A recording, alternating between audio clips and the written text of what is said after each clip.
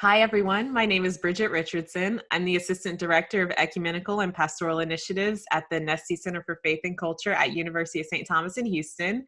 And I'm here with Jeff Olsen, the Vice President for Marketing and University Relations and Adjunct Professor of Screenwriting at University of St. Thomas in Houston. So, Jeff, thank you so much for joining me for this topic that I'm super pumped about. Well, I'm excited to talk about this too. Thank you so much, Bridget, for having me on the show. And yeah, it's a pleasure. Yeah, and when we were kind of dialoguing about what should we discuss, you had mentioned storytelling and the human experience. So why do you think that's something interesting and important to talk about during the pandemic? Sure. I mean, I think, through storytelling, we kind of relate human experience, right? Nobody goes to the movies just to be entertained. We want to be connected with characters. We want to see conflict. We want to see conflict resolution. And I think right now, there's never been, a bigger conflict in a lot of people's lives than with this pandemic. So I think we're really kind of looking for something to connect with, to kind of relate that human experience to. And how has that dialogue between storytelling and human experience shaped your worldview and your life in terms of how you watch movies and consume content? Well, I'm a little bit, I guess, maybe ruined from having watched so many TV shows and movies. My background is in television and film. So I've dissected them over and over again. I've written a lot of them and studied story structure. So when I'm watching stuff, I'm always kind of looking for the big storytelling moments and anticipating when they'll be. And I love it when they surprise me, frankly. But so I think as we're watching a lot more content and as we're starting to binge all kinds of shows and everything, we're all kind of looking for something that we can grab a hold of that has some kind of meaning in our lives. Yeah, and when people are watching that content and looking for meaning, for you, what are some of the elements that really speak to you? Or when you see a part of a story that you're like, oh, I hope they go deeper with that. What are some of the things that are that come to mind? Well, something that might tie in with the Center for Faith and Culture and kind of some of the things that you're doing over there. Um, I look for in movies. I look for kind of social justice type elements, and how can we really kind of tell community stories. One example I think is in the class that I'm teaching on film genres. We watched Parasite. I don't know if you've seen it yet. Bong Joon-ho.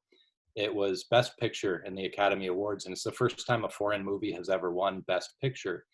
But the movie, really, the subtext of it is all about kind of the gap between rich and poor, and um, what those two worlds look like when they collide. And I always look for something like that, some kind of analogy that's going on that might tell a larger story than the human story that's unfolding in the movie. But that director, Bong Joon-ho, he's really known for that. He's made a movie called Okja, which I would recommend to anybody to watch on Netflix, a terrific movie.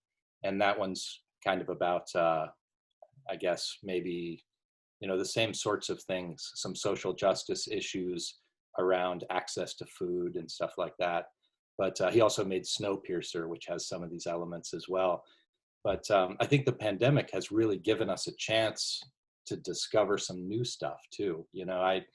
Like everybody, I'm cruising around Netflix and Hulu and Amazon, and I'm taking a chance on something that I otherwise might not have. And so I'm discovering, foreign movies like that quite a bit these days. Yeah, and so when you're looking for those stories and how it's a time to experiment, to find different things. How do you think it is kind of entering into a different world of human experience? Because with a movie like Parasite, I didn't see it, but I read the commentary on it and I saw his acceptance of the award because it was so exciting. You could tell how he was just over the moon. So how are you entering into someone else's world and living their lives through their eyes through that human experience?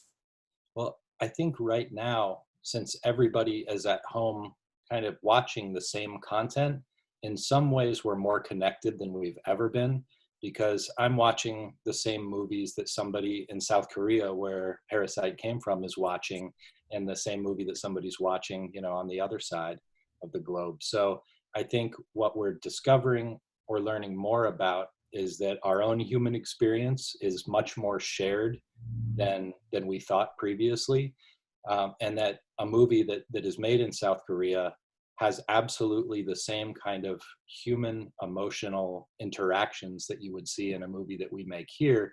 It's just a different setting.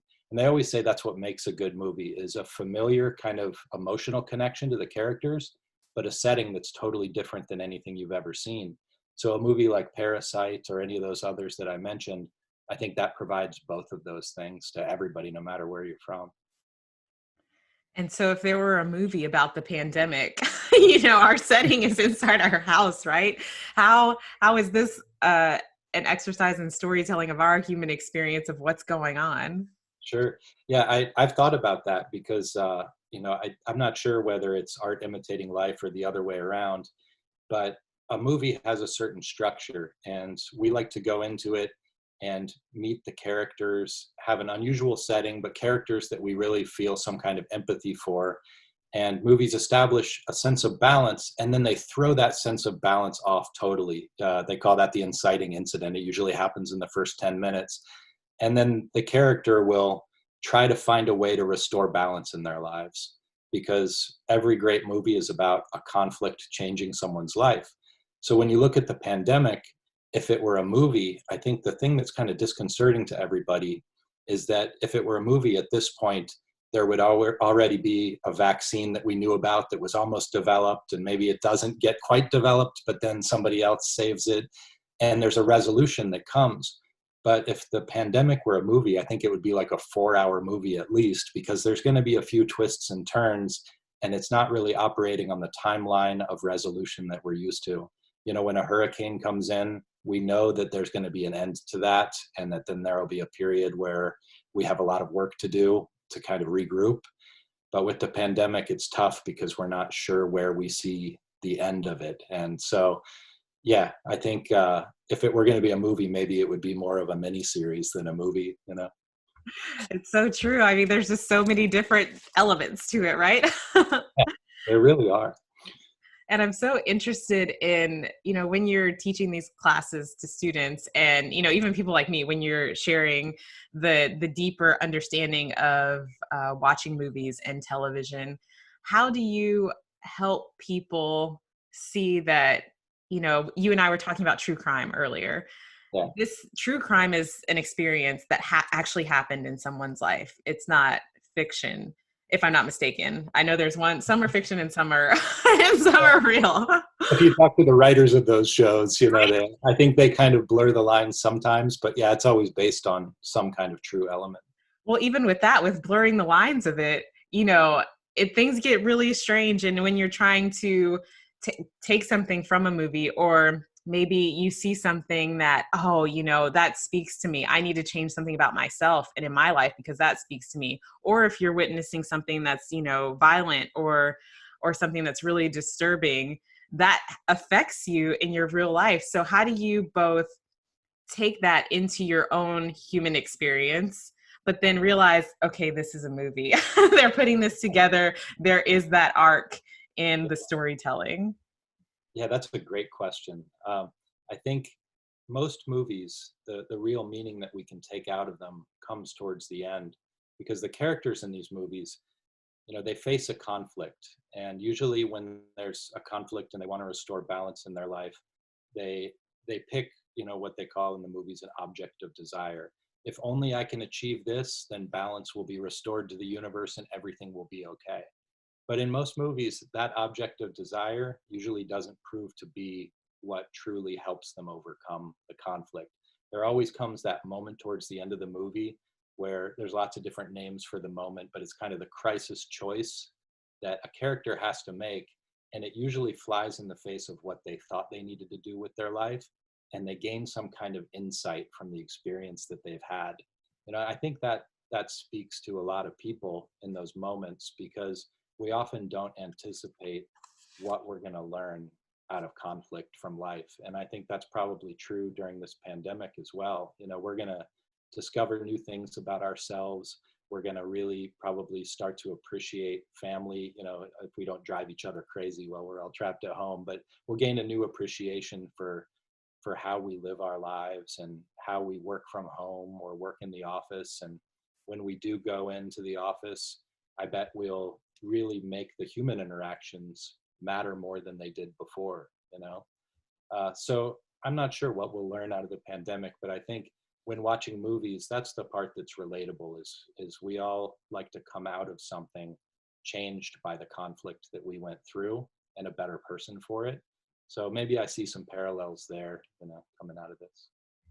Yeah, and you're so right. You can't anticipate what's going to happen next. You know, even in movies, I am a very, when I watch movies, I'm in it. I'm not the person who can predict what's coming next because I'm so entrenched in what's going on that it's always a surprise. So, in this time when, you know, we don't know what's going to happen, we can't anticipate it. It's so interesting to think about people who are trying to, you know, in the news and everything, people are trying to anticipate what's going to happen, trying to figure out what's going to happen next. But just to leave yourself in that unknowing is a little bit scary, isn't it? It can be, yeah. I think people like to have some sort of certainty or know what the outcome is going to be, you know? So, yeah, even in, we're talking about film or television, you know, whenever they set up a conflict, you kind of can guess what that last scene is going to be, that there's going to be a resolution, you know, hopefully it'll be a happy ending, but it's not always. But, you know, they call that the obligatory scene at the end. And if you don't give it to the audience, they're upset with you because, you know, that's what they want. So, you know, what is our obligatory scene that comes from all of this that we've been going through, you know? And I think that, you know, the human experience in human history shows that we always come together and triumph in the end. So, you know, based on a lot of the pandemics of the past, you know, vaccines are created and life goes on and we'll be more ready for the next one, I think. Yeah, I have a friend when she watches movies, she needs that resolution. She needs that redemption of the characters. And if she doesn't have it, she really just doesn't like the movie. She's done with it. And even during our conversation, the movie that keeps coming to mind is Inception. Have you seen Inception? Hit a few times, yeah. Yeah. And the end of that movie, you know, it doesn't, spoiler alert, it doesn't give you a resolution really. You can see what happens in your own mind, but, you know, it doesn't give you that So resolution. yeah, I've had to watch it a few times to try to understand like what level of dreams they're in because there's so many different layers. Good movie, but you're right, the resolution isn't very clear. I've even heard people say that when they don't like a movie, they'll still finish watching it just because they want to see the resolution that they anticipate to see if they were right, you know? Yeah, that it's just it's so interesting to me how people view content. And right now when people are binging, you know, you kind of are directing people to try something new and experiment because we do have this opportunity right now. Do you have a few favorites other than Parasite that you were talking about?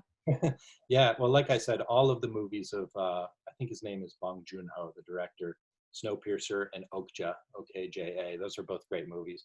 But then there's a new TV show that I just totally binged all at once called The English Game. And it's by the guy, Julian Fellows, who did Downton Abbey. And it's just a one season show. The English do that. They don't have any plans for another season. But it's about the origins of English football, you know, which we call soccer. But what I like about it is that it's kind of timely with the pandemic too, because it was like a time of great change. It explains when teams went from being club teams in the 1800s to professional, and when there were first free agents and teams started trading and how scandalous that was. But the characters are really good, just like they were on Downton Abbey. And I think it's kind of refreshing to see a period piece right now from another world, kind of where things were kind of peaceful and nice. Yeah, you can really enter into that world. Like you have time to just sort of let go and be immersed in that culture, right? Yeah, absolutely. And I have another one too that I just watched with my kids, and they loved it. It's called The Hunt for the Wilder People, and this is another example of how, you know, you're searching around for stuff that you normally wouldn't watch. This is a movie from New Zealand, and it's a fabulous story about a kid in foster care who goes to live on a remote ranch because he's a troubled kid and he's always burning things to the ground and he needs some serious help. And it's the story of him and this character that kind of becomes his father, on the run from the authorities in the backcountry of New Zealand because people think they did a crime that they didn't. But it's really a great story, human story of people coming together in the middle of a crisis, and it's really funny too. But I'd give that one definitely 4 stars. It's good. Oh, awesome. We'll have to link some of these to make sure that people can check about it and find them. This is great. Yeah, there's really a lot of good content out there, and I love the fact that a lot of it is available on these subscription services that don't cost all that much. In my film genres class that I taught this semester, it was really nice because most of the students had Netflix, and we don't want to ask the students to spend a lot of money on their course materials, and so most of them were able to find movies and things that are free if you have Netflix. And so that really opens things up to kind of share these things together. It's great. And so when, as we're watching movies and as we're going through this pandemic, how would you say that you hope that people's worldviews can be elevated in terms of the content they're consuming and in terms of how they're interacting with one another? How do you see, hopefully through whatever videos or television or movies people are watching, they can come out better and contribute to society and the world in a more impactful way through what they're watching? Sure. Yeah, I lived out in Hollywood for a long time when I was working in television, and I think it's really clear that Hollywood a lot of the time has helped to kind of dictate cultural trends, but now I think that's really opened up quite a bit. Film markets from China to lots of other regions around the world are thriving right now, and so we don't really have just the one kind of epicenter of where kind of cultural phenomenon and trends are coming from. We have this incredible diversity now, and it's not just on the big screen, it's on the small screen. I've been following this show about Christ called The Chosen. I don't know if you've seen this thing it's an app, and it crowdsources, and they've raised just millions and millions of dollars, and they've produced a full season of a TV show based on the Bible. And it's super cool that somebody can do that through crowdsourcing and have just as much access to eyeballs as Hollywood or anybody else. But I guess this is a long answer to your question, but we're gaining some kind of common experience and shared experience from the far corners of the earth that we didn't have before. And I think that promotes understanding between people and a lot less fear. When we didn't know what was going on in other countries, we often, rely on what we're told by politicians or others. But when you get to peek behind that curtain and see that everybody shares this common existence, I think it kind of brings a level of hope for more cooperation between countries to beat this pandemic. Yeah, and what would you even say of our American culture, where we're just a melting pot of all of those cultures that we have access to? What would you say of that in our even our United States of America experience? Well, I think that is absolutely our biggest differentiator and our best factor, and it's probably why our media has really been so influential around the world, is because we have this beautiful thing happening here where we have all of these different viewpoints coming together all at once. And so we're able to really offer, a unique American experience. So yeah, we're lucky in that way for sure. But now I think really with the way people are consuming this content, it is becoming a global culture more and more every day. We don't have to travel to visit someplace anymore and gain any understanding. We could be there right now if we just clicked the bottom of the screen and zoomed somebody, in another country. We've seen that from a distance we can still kind of be close with people. So yeah, I think the way we have things here in the United States is kind of becoming the way that things are globally now too, through communication. Well, Jeff, you've given me a lot of things to watch. And I'm super pumped because it's going to be fun to go through and see. I love good storytelling too. So it'll be great to see how all these stories change and to get a little insight into what you like to watch too. That's Oh, fun. yeah. Well, thank you so much for having me on the show today. It's been a pleasure, and thanks for everything you're doing with this podcast. I think it's bringing a lot of voices out there and sharing all the wonderful things you guys are doing with a larger audience. Oh, Thank thank you so much. I really appreciate it. You have a great day, Jeff. you. You too. Bye. Bye.